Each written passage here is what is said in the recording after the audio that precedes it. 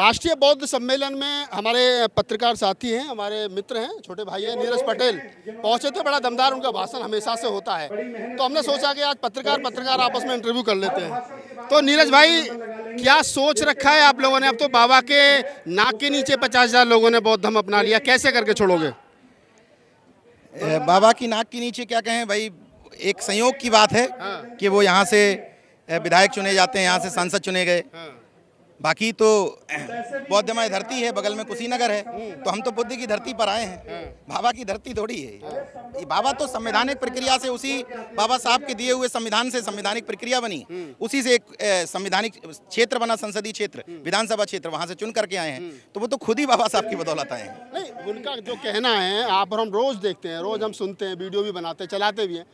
हिंदू राष्ट्र, कभी बागेश्वर बाबा, कभी कोई दूसरा बाबा, कभी कोई दूसरा बाबा। आपको लगता है कि ऐसे में उनका जो लार्ज स्केल पे काम चल रहा है, उसको रोक पाना आसान है? हाँ, आसान तो नहीं है, लेकिन मुश्किल भी नहीं है। हम लोग तथागत की बात करते हैं। तथागत की एक कहानी है कि बिच्छू डंक मारता था और तथागत उसको उठा के बाहर रख देते थे। उनकी जो नीयत है, उनका जो स्वभाव है, वो उस हिसाब से डंक मार रहे हैं। हमारी आपकी जो क्षमता है कि हम समाज से नफरत को दूर करने की कोशिश कर रहे हैं, वो अपने ढंग से प्रयास ठीक कर रहे हैं और हम हमसे अपने ढंग से ठीक कर रहे हैं। लोगों को ये समझाने की ज़रूरत है कि हिंदू राष्ट्र का मतलब एक्चुअल हिंदू राष्ट्र नहीं है। हिंदू राष्ट्र का मतलब उसी वर्ण व्यवस्था की पुनर्स्थापना है। साफ साफ देखिए, देखा जा रहा है, उत्तर प्रदेश में 5 कृषि विश्वविद्यालय हैं, 4 कृषि विश्वविद्यालय स्टेट के, 1 कृषि विश्वविद्यालय सेंट्रल का। एक कृषि विश्वविद्यालय में ओबीसी का कुलपति था, वो हिंदू राष्ट्र में और राम राज्य में अड़ंगा लगा रहा था, उसको साइड में करके ठाकुर ले आए, तो राम राज्य स्थापित हो गया। तो राम राज्य का मतलब आप समझिए, जब योगी जी एक महंत होकर के ये कहते हैं इंटरव्यू में कि हमारी जाति में स्वयं भगवान पैदा हुए हैं, इसका मतलब वो भगवान किससे जोड़ते हैं? राम से।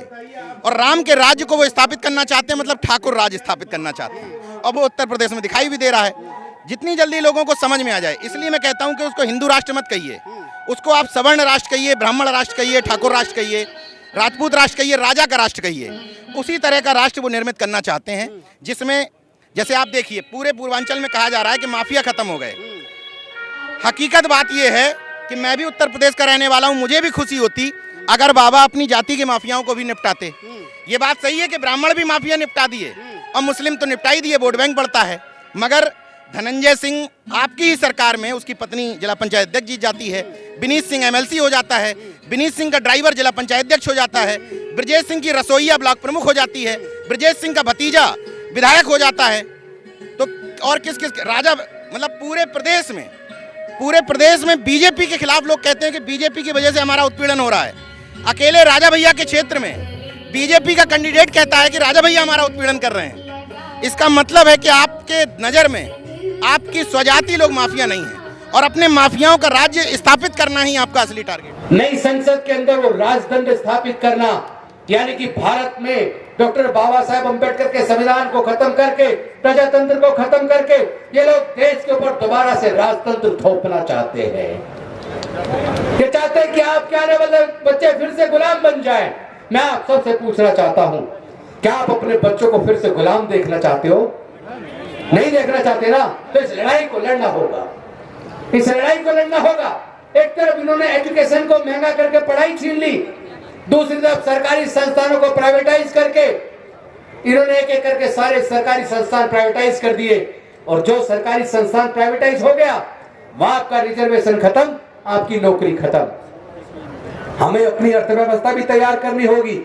और साथियों, आज संत कबीर जी का जन्म दिवस है, प्रकटोत्सव दिवस है, तो मैं आज इस अवसर पर आप सबको संत कबीर जी के जयंती पर शुभकामनाएं भी देता हूं, साथ में निवेदन भी करता हूं कि जो तथागत बुद्ध का जो संदेश था, जो वैज्ञानिक दृष्टिकोण पर आधारित था, जो प्रज्ञा के ऊपर आधारित, ज्ञान पर आधारित था, जिसके अंदर आपके दुख से मुक्ति का मार्ग था, जिस मार्ग में अंधविश्वास, पाखंडवाद के लिए कोई स्थान न था, उसी मार्ग को तथागत बुद्ध के बाद संत कबीरदास जी ने, संत गुरु रविदास जी ने, गुरु नानक देव जी ने, ज्योतिबा फूले जी ने, और फिर डॉक्टर बाबा साहेब अम्बेडकर जी ने पूरी दुनिया तक पहुंचाया।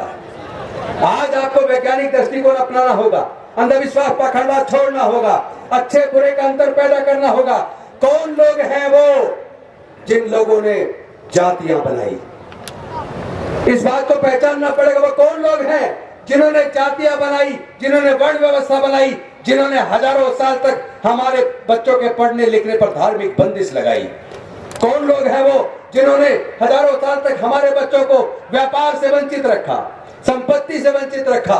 वही लोग इस प्रजातंत्र को खत्म करके, डॉक्टर बाबा साहेब अम्बेडकर के संविधान को खत्म करके, जो समता, स्वतंत्रता, बंधुता और न्याय की बात करता है, इंसानियत की बात करता है, जो सबको अधिकार देता है, उस संविधान को खत्म करके ये मनुस्मृति का शासन दोबारा से भारत में थोपना चाहते हैं, फिर से हमारे बच्चों को गुलाम बनाना चाहते हैं। लेकिन मैं बता देना चाहता हूं इन सत्ताधारी लोगों को, आप चिंता मत कीजिए, ये बहुजन समाज तैयार हो गया है। ये बहुजन समाज तैयार हो गया है। हमारे रगों के अंदर डॉक्टर बाबा साहब अम्बेडकर का खून है, संत गुरु रविदास का खून है, ज्योतिबा राव फूले का खून है, कर्पूरी ठाकुर का खून है, रामस्वरूप वर्मा जी का खून है। ये खून इतना कमजोर नहीं कि आप हमारे बच्चों को फिर से गुलाम बना दो। हम इस लड़ाई को लड़ेंगे, लेकिन ये लड़ाई, कुछ लोग कहते हैं गोली का जवाब गोली से देंगे, लाठी का जवाब लाठी से देंगे। ये लड़ाई लाठी गोली की लड़ाई नहीं है, ये लड़ाई विचारधारा की लड़ाई है। विचारधारा की लड़ाई को बुद्धि और विवेक से, काबिलियत से, जिस तरह डॉक्टर बाबा साहब अम्बेडकर ने लड़ा, उसी तरीके से हमें लड़ना होगा। इस लड़ाई को लड़ना होगा और इस लड़ाई को जीतना भी है। और इसका रास्ता तथागत बुद्ध से होकर शुरू होता है और डॉक्टर बाबा साहब से होते हुए मानवर कांशीराम साहब तक जाता है। लेकिन हमसे गलती क्या हुई? हमसे गलती ये हुई कि हमने डॉक्टर बाबा साहब अम्बेडकर को भी आधा पढ़ा, हमने मानवर कांशीराम साहब को भी आधा पढ़ा। हमने इतना तो पढ़ लिया, उन्होंने कहा था कि ये राजनीति वो मास्टर की है जो सारे ताले खोलती है, और उसके बाद जो कहा वो पढ़ाई नहीं, कान बंद कर लिए, और सत्ता की वो जो चाबी थी मास्टर की, उसके पीछे लग गए। मैं पूछना चाहता हूँ, उस चाबी तो आपके हाथ में आ गई थी ना, सत्ता तो आपके पास आ गई थी ना, लेकिन सत्ता को आप बचा के तो नहीं रख पाए। आप समाज के लिए जो कर सकते थे वो रास्ता बन सकता था, लेकिन वो सत्ता आपके साथ में सुरक्षित नहीं रह पाई। इसका कारण है क्योंकि डॉक्टर बाबा साहब अम्बेडकर जी ने और मानवर कांशीराम साहब ने यह भी कहा था, जिसकी सामाजिक शक्ति मजबूत होती है उसकी राजनीति मजबूत होती है। हमने सामाजिक शक्ति को मजबूत नहीं किया, हमने सामाजिक शक्ति का निर्माण नहीं किया, सीधे राजनीतिक शक्ति वो मास्टर की पकड़ ली। वो मास्टर की इतनी ज्यादा पावरफुल, इतनी ताकतवर है, उसमें इतना ज्यादा वजन है कि कोई भी व्यक्ति जो उस मास्टर की को पकड़ता है, वो उस मास्टर की को समाज की इच्छा से घुमाने की बजाय खुद उस मास्टर की इच्छा से उल्टा उल्टा घूमना शुरू हो जाता है। आप सोचो, आज अगर प्रधानमंत्री जी को आरएसएस कहे कि मोदी जी इस्तीफा दो, वो इस्तीफा देंगे या नहीं देंगे? देंगे ना, क्योंकि उनकी सामाजिक शक्ति मजबूत है। इसीलिए हमें भी अपनी सामाजिक शक्ति का निर्माण करना होगा, हमें अपनी सामाजिक शक्ति का निर्माण करना होगा। नेताओं के गले में माला डालना बंद कर दो, हमारे गले में माला डालने की जरूरत नहीं है। एक एक पैसा जोड़िए, ये आपके बच्चों के भविष्य के काम आएगा। पढ़ाई को हथियार बनाइए, ज्ञान को हथियार बनाइए। जब आप अपने बच्चों को पढ़ाएंगे तो वो अच्छे बुरे का अंतर सीख जाएगा, वो न्याय में और अन्याय में अंतर सीख जाएगा। हमें समता चाहिए, विषमता नहीं चाहिए। हमें न्याय चाहिए, अन्याय नहीं चाहिए। हमें मानवता चाहिए, हैवानियत नहीं चाहिए, इंसानियत चाहिए। इस लड़ाई को हम बुद्धि और विवेक से लड़ेंगे, इस लड़ाई को हम जीतेंगे। और जो लोग चाहते हैं कि राजतंत्र भारत में कायम हो, उनको तो हम 2024 तक उखाड़ फेंकेंगे, 2024 तक उखाड़ फेंकेंगे उनको। वो दोबारा आने वाले नहीं, आपको चिंता करने की जरूरत नहीं है। सिर्फ एक काम करना है, हमें एकजुट होना है। बहुजन समाज 88% पे 12% राज कर रहा है, क्योंकि वो एकजुट है और ये 88% हजारों टुकड़ों में बटा है। इन हजारों टुकड़ों को एकजुट करके हमें इतना मजबूत कराना है। और इसके लिए पहली जो लड़ाई की शुरुआत हमने की थी 5 अक्टूबर 2022 से, वो लड़ाई बढ़ते बढ़ते इतनी ऊपर चली गई, कहां 10,000 लोग और कहां 5 लाख लोग अब तक बौद्ध धर्म की दीक्षा ले चुके हैं। जो बाबा साहब का सपना था ना, मी भारत बौद्ध में करी, वो सपना पूरा होने की तरफ चल पड़ा है। और आज हमने संकल्प किया आप सबके सामने, आने वाले 26 नवंबर को दिल्ली के रामलीला मैदान में 1 लाख से ज्यादा लोग वहां आएंगे और डॉक्टर बाबा साहब अम्बेडकर के सपने को साकार करने का संकल्प लेंगे। इन्हीं शब्दों के साथ मैं अपनी वाणी को विराम देता हूं। बहुत बहुत धन्यवाद। जय भीम, नमो बुद्धाय, जय भारत।